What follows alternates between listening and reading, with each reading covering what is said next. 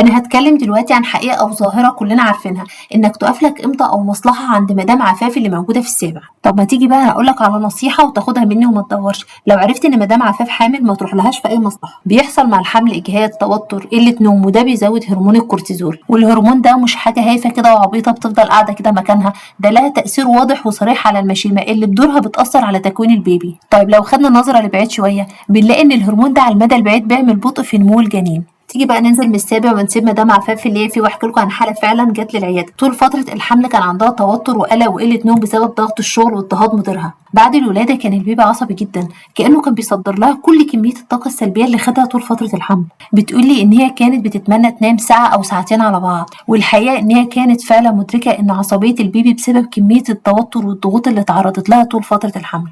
واللي عاوزه اقوله في الاخر ان الحمل فعلا بيضغط نفسيا، والشغل كمان مرهق نفسيا. فلو اللي حواليكي مش بيحسوا بتعبك ومش بيقدروا ده، فلازم انت تبصي لنفسك بعين الرأفة، ولازم توازني الامور وتكوني عارفه كويس جدا زي ما انت خايفه على شغلك واكل عيشك، لازم تكوني خايفه اكتر على صحتك وعلى طفلك. وفي الاخر لو وصلتك المعلومه بالطريقه اللي تخليك تتجنب اي مشاكل مع مدام عفاف اعملي فولو.